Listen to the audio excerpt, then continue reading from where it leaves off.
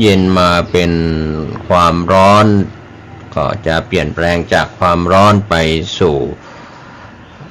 ฤดูฝนอีกครั้งหนึ่งในช่วงพฤษภาคมหรือว่าช่วงเมษายนนี้ก็จะมีพายุฤดูร้อนหรือว่าเดือนมีนาคมก็ตามพายุฤดูร้อนที่เกิดขึ้นก็เป็นพายุที่เกี่ยวกับดินน้ำลมไฟอากาศที่เปลี่ยนแปลงก็คนเราต้องทำความเข้าใจกับสภาพร่างกายและจิตใจของตัวท่านเองแต่ละรูปแต่ละนามแต่ละคนแต่ละท่านนะครับเพราะว่าการเปลี่ยนแปลงการที่เราได้มีการเปลี่ยนแปลงอิริยาบถทั้ง4ไม่เท่ากันมีการยืนการเดินการนั่งการนอนอาจจะมากบ้างน้อยบ้างก็แล้วแต่ไม่สม่ำเสมอกันนั้นก็อาจจะทำให้เกิดโรคภัยไข้เจ็บได้ก็หลายคนนอนมากเกินไปหลายคนนั่งมากเกินไปหลายคนเดินมากเกินไปหลายคนก็ยืนมากเกินไปอิริยาบถทั้ง4ที่เราใช้ประจำวันในรอบ24ชั่วโมงก็มีบางคนจะอายุมากก็ตามอายุน้อยก็ตามนอนน้อยเกินไปก็ทำให้ร่างกายพักผ่อนไม่เพียงพอทำให้สุขภาพก็มีโรคภัยไข้เจ็บเบียดเบียนที่ไม่แข็งแรงทางด้านสาธารณสุขก็บอกว่าการออกกำลังกายเป็นตัวช่วยทำให้การขับถ่ายการเปลี่ยนแปลงการเคลื่อนไหวของร่างกายก็มีส่วนทำให้มีการขับสิ่งโสโครกเป็นเหงื่อเป็นอะไรต่างๆดินน้ำลมไฟในธาตุทั้ง4ก็มีการปรับตัวกันธรรมชาติของคนเรานี่ก็เช่นเดียวกันเก็บอารมณ์ความเครียดไว้มากๆบางคนก็เก็บความรู้สึกก็เรียกว่าความลับไม่มีในโลกก็จริงแต่ว่าคิดว่าคนอื่นไม่รู้เรื่องราวดีของตนเองเรื่องราวเสื่อมเสียของตนเองก็คิดว่าเป็นความลับว่าตนเองทำดีก็รู้อยู่แก่ใจความชั่วที่ตนเองทำก็รู้อยู่แก่ใจก็พูดกันติดปากว่าความลับไม่มีในโลกก็คือตนเองย่อมรู้อยู่แก่ใจว่าทำถูกทำผิดทำดีทำชั่วทำสิ่งที่ควรกระทำสิ่งที่ไม่ควรกระทำต่างๆก็การเปลี่ยนแปลงอิริยาบถบางคนก็มีอิริยาบถที่ไม่สม่ำเสมอมากเกินไปน้อยเกินไปอย่างไรก็ตามก็อย่างตัวอย่างพระที่ปฏิบัติกรรมฐานถือเนสัจกังคะธุดงค์ก็ดีหรือจะถืออะไรก็ตามก็ในปัจจุบันเรื่องของสปายะ7เราก็ยังไม่ค่อยจะสม่ำเสมอเรื่องของอาหารสปายะผัสสะสปายะอาหารเป็นที่สบายอย่างไรกับทุกคนบางคนนี่ก็มีอาหารที่แสลงโลกในช่วงอากาศร้อนอากาศจะทำให้ความร้อนทำให้อาหารบูดง่ายก็เกิดการท้องเสียมีเชื้อแบคทีเรียเชื้อหิวาตกโรคอะไรต่างๆก็แล้วแต่ก็ทำให้การระมัดระวังปัจจุบันนั้นใช้เครื่องทุ่นแรงกันมากในการทำให้สุกแล้วอยู่ในอากาศร้อนเกินไปก็อาจจะเสียได้ง่ายก็แล้วแต่อาหารสปายะต้องดูความเหมาะนะครับเพราะบางอย่างเรียกว่ามีความสุขใหม่ๆมีความสะอาดด้วยแล้วก็ไม่เก็บปัจจุบันนั้นเก็บไว้นานในตู้เย็นมากเกินไปก็ไม่ดีปัจจุบันก็มีโทษอยู่เหมือนกันนะครับคนที่ใช้ไมโครเวฟอุ่นอาหารเป็นการเนรมิตให้อุ่นให้ร้อนไวๆอะไรอย่างนี้ให้สุกไวๆแต่สิ่งเหล่านี้ก็ย่อมให้คุณให้โทษนะครับถ้าเราคำนึงถึงคุณและโทษเหมือนกันกับการรับประทานอาหารมากเกินไปก็ให้โทษเป็นโรคอ้วนน้อยเกินไปก็เป็นโรคหิวกระหายก็ทำให้อาหารสปายะของแต่ละคนแต่ละครอบครัวนั้นไม่เหมือนกันบางคนรับประทานอาหารเผ็ดเกินไปก็แสลงร้อนเกินไปก็แสลงเย็นเกินไปหรืออาหารใดๆก็ตามบางชนิดนะครับก็อาจจะแสลงกับร่างกายไม่ตอบสนองก็ทำให้เจ็บป่วยได้ง่ายก็แล้วแต่บางคนอาจจะเป็นโรคกระเพาะลำไส้รับประทานของเผ็ดไปก็ทำให้ร่างกายไม่ ไม่ดีทำให้แสลงโลกอย่างนี้เป็นต้นหรือในการที่เราของแสลงนั้นบางอาหารบางชนิดก็แพ้ในธาตุลมธาตุดินธาตุน้ำธาตุไฟก็แล้วแต่ก็แตกต่างกันการปรับในเรื่องของอาหารสปายะก็มีส่วนช่วยคำพูดของคนก็เช่นเดียวกันนะครับการคบกับคนเช่นใดพูดมากพูดเพ้อเจ้อพูดไร้สาระไม่มีประโยชน์พูดเอาดีเข้าตัวเอาชั่วให้คนอื่นก็ทำให้เป็นมลทินกับตัวเองแล้วก็ทำให้คนที่รับฟังนั้นไม่เป็นไม่เป็นเสียงที่เป็นมิ่งมงคลหาเหตุหาผลอะไรไม่ได้เพ้อเจ้อขาดความนับถือขาดความเคารพนะครับก็เอาใบกระดาษอวดตัวอวดตนกันนะครับจนจบอะไรก็แล้วแต่ผู้ดำเนินรายการไม่ขอวิพากษ์วิจารณ์แต่การลืมตัวลืมตนในเรื่องของไม่ระวังปากพาจนพาเสียพาเดือดร้อนดังนั้นขอให้เราจะขีดจะเขียนจะเล่นเฟซเล่นไลน์เล่นเน็ตก็ตามโซเชียลเน็ตเวิร์กต่างๆมีทั้งคุณและโทษก็เรียกอะไรให้คุณก็มีโทษไปพร้อมๆกันก็เหมือนดาบสองคมคมหนึ่งไปสิ่งที่ทำคุณประโยชน์ได้อย่างเช่นมีดทำการหั่นผักหั่นชิ้นหั่นอะไรได้เลยอีกส่วนหนึ่งให้โทษก็อาจจะไปทำอันตรายคนสัตว์ได้อาวุธก็เช่นเดียวกันส่วนใหญ่ทางพระเราก็พูดว่าสิ่งที่ไม่ควรจับต้องในส่วนของเรื่องที่เป็นอนามาตเป็นวัตถุอนามาตอย่างเช่นอาวุธปืนก็ใช้ในส่วนของเจ้าหน้าที่ตำรวจทหารฝ่ายปกครองที่มีการพกพามีใบอนุญาตเพราะว่าอาวุธเหล่านี้เมื่อไปใช้ยิงหรือใช้ออกไประเบิดหรือนิวเคลียร์หรืออะไรก็ตามก็จะเป็นอันตรายกับผู้ที่เป็นฝ่ายตรงกันข้ามหรือทำลายตนเองก็ได้นะครับก็เป็นเรื่องที่ไม่ควรจับต้องแล้วก็ในส่วนของพระคุณเจ้าวัตถุอนามาตก็เรื่องของเงินทองแต่ปัจจุบันนั้นถือเป็นเรื่องธรรมดาไปแล้ววัตถุอนามาตเรื่องของการจับเหรียญจับแบงค์อะไรต่างๆก็แล้วแต่นะครับแต่ว่าพระวินัยก็คือเป็นพระวินัยบัญญัติไว้ 2,500 กว่าปีก็เป็นเรื่องธรรมดาไม่ได้เราอวดเข่งอวดหย่อนอะไรกันนะครับสำหรับพระคุณเจ้าก็จับกันไปเถอะแต่ว่าใช้ให้ก่อเกิดประโยชน์ที่ว่าเหมือนดาบสองคมก็วัตถุอนามาตอื่นๆก็มีนะครับสำหรับหญิงชายก็จะเป็นศัตรูซึ่งกันและกันในการเรียกว่าสื่อสัมผัสที่ทำให้เกิดคุณเกิดโทษเกิดความรักความชังหรือสิ่งใดๆก็ตามเรื่องราวเหล่านี้ถ้าเรามาดูเรื่องของผัสสะสปายะคือฟังคนพูดฟังคนรอบข้างพูดทุกวันนี้เราถูกยัดเยียดกันมากเกินไปฟังข้างเดียวเป็นวันเวมากเกินไปยัดเยียดจะต้องฟังในสื่อต่างๆอะไรที่เป็นสื่อที่เขาพูดความจริงก็รับไม่ได้เมื่อรับไม่ได้ก็สั่งปิดสั่งใช้อำนาจกฎหมายเผด็จการอะไรต่างๆก็ว่ากันไปแต่คำพูดที่ทุกคนพูดออกไปจะต้องรับผิดชอบเพราะเกิดจากความรู้สึกนึกคิดของตัวท่านเองเป็นส่วนที่จะให้เกิดจิตตชรูปคือวจีคือคำพูดหรือการเขียนการใช้ตัวหนังสือหรืออะไรก็แล้วแต่ที่มีการทำผิดกฎหมายทำถูกต้องตามทำนองครองธรรมก็ตามพระคุณเจ้าเทศธรรมแสดงธรรมบรรยายธรรมแต่สิ่งหนึ่งก็ขอให้เราได้ทำความเข้าใจกันในเรื่องของ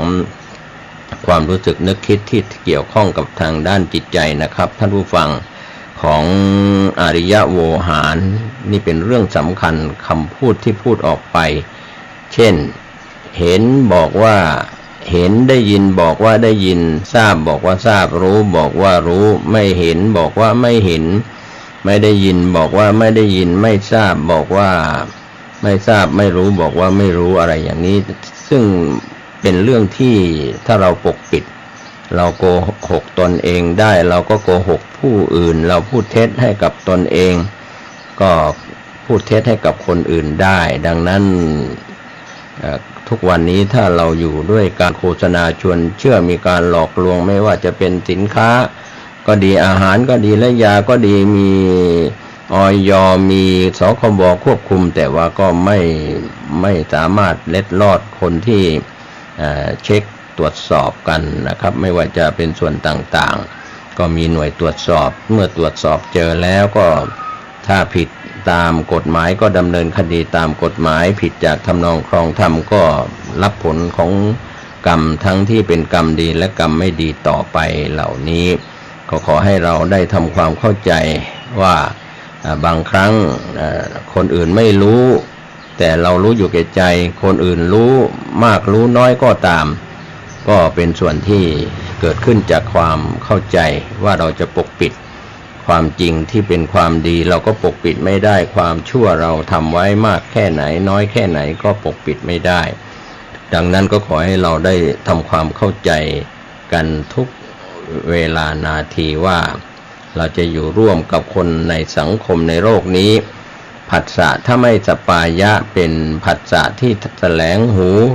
ด่ากันทะเลาะกันวิวาทกันก็อย่าไปหวังเลยว่าจะรักกันจะสามัคคีกันจะปรองดองกันเพราะขาดความนับถือขาดความเคารพกันขาดความนับถือกันในมงคลสูตรก็บอกว่าคารโวจะเอตัมมังคารมุตตมังการแสดงความเคารพแสดงความนับถือจะเป็นบรรพชิตเป็นพระภิกษุสามเณรทำตัวให้ศรัทธาชาวบ้านเคารพนับถือทำตัวให้พระคุณเจ้าด้วยกันแสดงความนับถือแสดงความเคารพกันแค่จะพระคุณเจ้ากับพระคุณเจ้าบวชก่อนบวชหลังพรรษาอ่อนพรรษาแก่ก็แสดงความเคารพกันตามบวชก่อนบวชหลังไม่ได้เคารพกันในเรื่องของอายุมากอายุน้อยส่วนคฤหัสถ์ผู้ครองเรือนนั้นก็เคารพกันโดยวัยวุฒิอายุมากอายุน้อยในส่วนคุณสมบัติก็ว่ากันอีกเรื่องหนึ่งส่วนเจริญโดยชาติก็เป็นการสมมุติยกย่องกันในอินเดียโบราณก็ยกย่องกันอยู่สองชาติวุฒิคือชาติภูมิกษัตริย์ชาติภูมิพราหมณ์ในยุคใดเคารพพราหมณ์ชาติกษัตริย์ก็ตกไปในยุคใดเคารพชาติกษัตริย์ชาติวรรณะของพราหมณ์ก็ตกไปส่วนถูกเหยียดหยามไม่ว่าจะเป็นกรรมกรหรือข้าทาสแรงงานก็ถูกเหยียดหยามถูกกดขี่ถูกกีดกันในอินเดียโบราณก็แพร่กระจายไปในของมนุษยชาติทั่วโลกแต่ในความเป็นสิทธิสตรีในแต่ละประเทศก็พยายามจะเขียนกฎหมายในสิทธิให้เท่าเทียมกันความเป็นหญิงเป็นชายก็เป็นเรื่องของกฎหมายแต่ละประเทศที่พยายามอย่างไรก็ตามเรากลับมามองเรื่องของความสปายะที่เราจะได้รับถ้าเราเป็นทาสเขามากเกินไปเราก็ไม่มีอะไรเป็นอิสระเรียกว่าเป็นข้าทาสบริวารรอรับแต่คำสั่งไม่ได้เคยสั่งใครไม่ได้เคยแนะนำใครไม่ได้เคยเป็นผู้นำเลยเป็นแต่ผู้ตามดังนั้นการเป็นผู้ตามนั้นก็ไม่ค่อยได้ใช้ความคิดอะไรมากเขาสั่งให้ทำก็ทำสั่งให้หยุดก็หยุดสั่งให้อะไรต่างๆก็เป็นไปตามอำนาจก็เลยเป็นอำนาจบาดใหญ่ด้วยอำนาจความโลภความโกรธความหลงดังนั้นการกรองที่ดี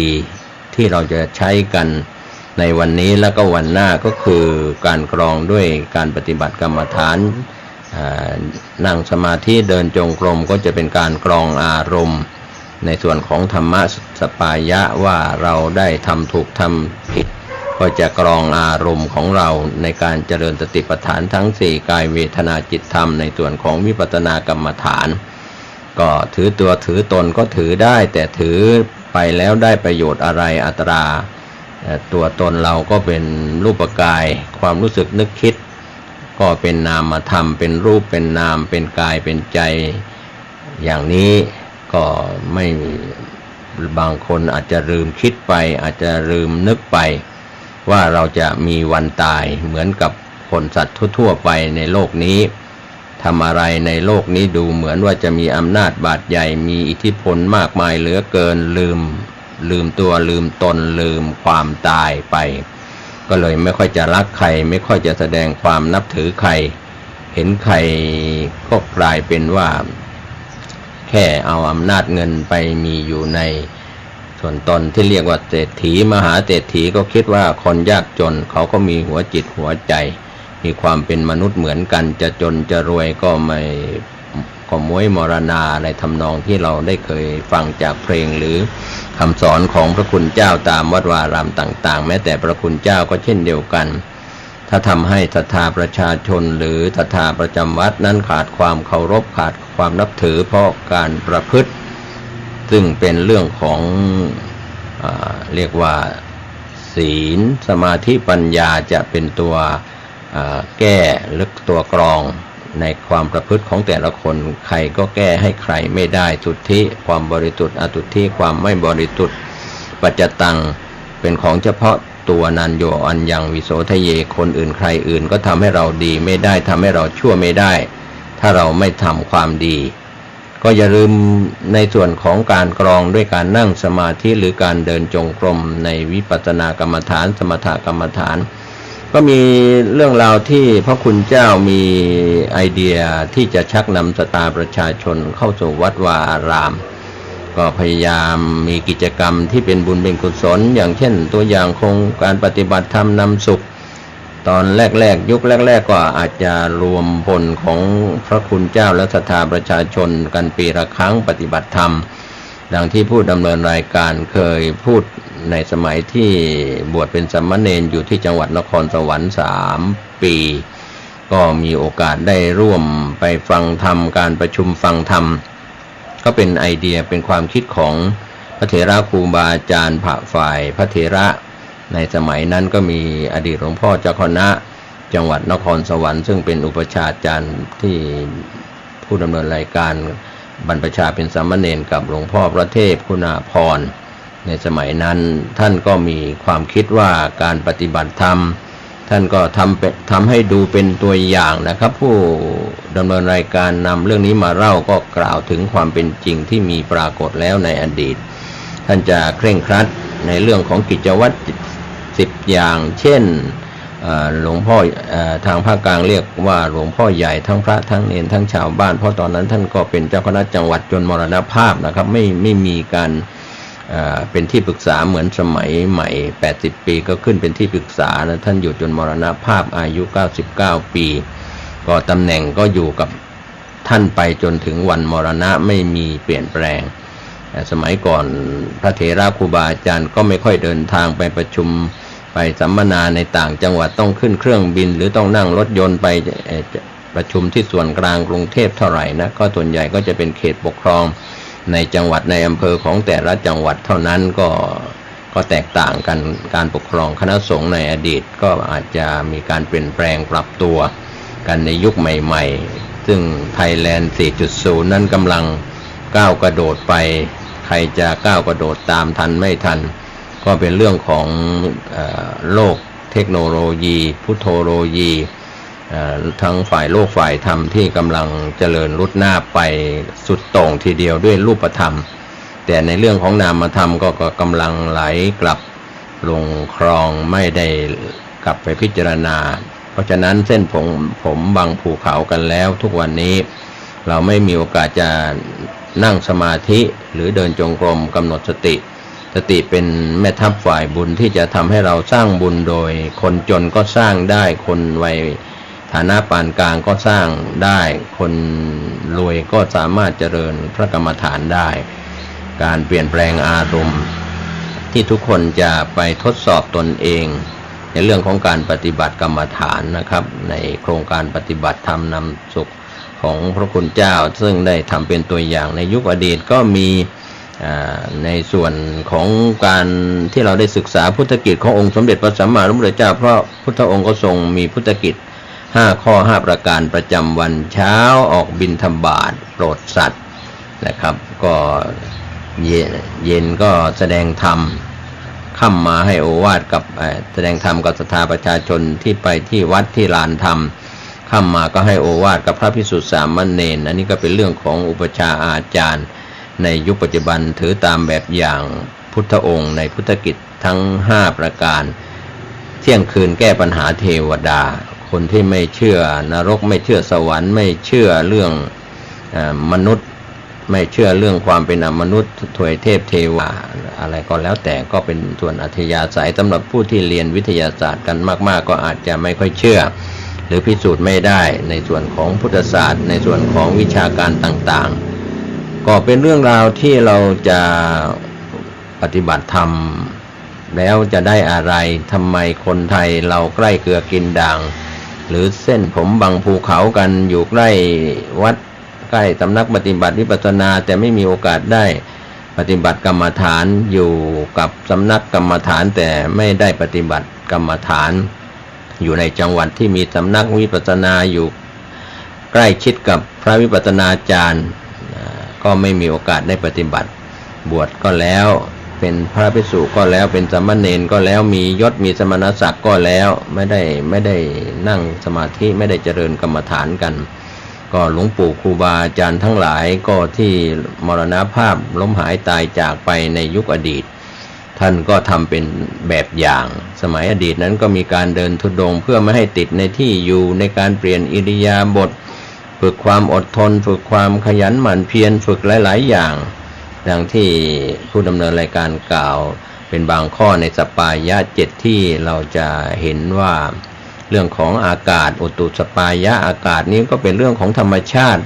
ร้อนเกินไปเราก็แก้ด้วยใช้ความเย็นเข้ามาแก้จะปัจจุบันอาจจะมีพัดลมพัดหรือลมธรรมชาติมาแก้ร้อนหรือแอร์คอนดิชันก็แล้วแต่ก็เรียกว่าร้อนก็มีเย็นมาแก้เย็นหนาวก็มีร้อนมาแก้นะครับก็แล้วแต่เรื่องของดินฟ้าอากาศเราจะตั้งรับกันอย่างไรพายุฤดูร้อนพายุฤดูฝนมันก็เป็นเรื่องของการเปลี่ยนแปลงของดินน้ำลมไฟอากาศนี่แหละครับท่านผู้ฟังก็จะไปเอาอะไรแน่นอนกับจิตใจของมนุษย์เรานะครับคนเราที่ว่า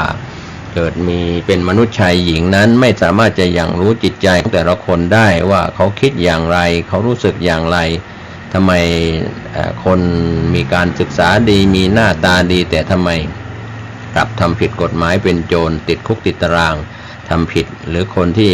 รูปร่างขี้ริ้วขี้เหร่กลายเป็นคนอยู่ในศีลในธรรมก็แล้วแต่บุญกรรมนำแต่งนะครับกัมมังสเตวิภัจจติยะทิทางหินัปปณีตตายะ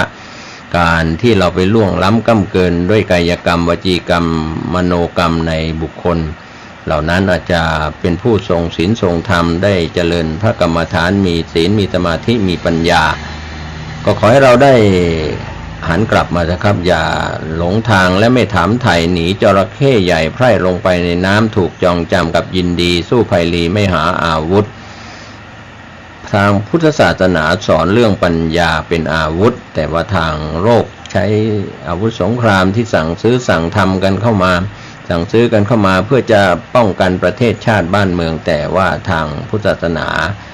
สอนให้คนมีสติมีปัญญาเป็นอาวุธที่สำคัญที่จะกำจัดเครื่องเศร้าหมองคือความโลภกำจัดเครื่องเศร้าหมองคือความโกรธกำจัดเครื่องเศร้าหมองคือความรุ่มหลงดังนั้นเมื่อเราให้ทานเราให้บ่อยๆให้มากๆก็จะทำลายความขี้เหนียวความเสียดายออกไปในส่วนของความโกรธก็เช่นเดียวกันเราแผ่เมตตาเรามีจิตใจเอื้อเฟื้อเรามีใจชุ่มเย็นด้วยการเจริญสมาธิทำให้จิตใจชุ่มเย็นก็แทนที่จะเป็นคนโกรธง่ายวุ่นวายเดือดร้อนสมาธิไม่ดีแต่ว่าเมื่อเจริญพระกรรมฐานแล้วก็ทำให้จิตใจชุ่มชื่นไม่โกรธเมื่อไม่โกรธก็เป็นสมาธิเป็นความคิดที่ดีนะครับท่านผู้ฟังก็ขอฝากให้ผู้มีสติปัญญาทั้งหลายนะครับกลับมาอย่าให้เส้นผมบังตาหรือว่าพูดตามปราชญ์ราชบัณฑิตในโบราณว่าเส้นผมบังภูเขาใหญ่โตทุกโทษใหญ่โตมีทุกกองเท่าภูเขาแต่เราก็มีเส้นผมบังคือปัญญาตาในคือสติและปัญญาที่จะ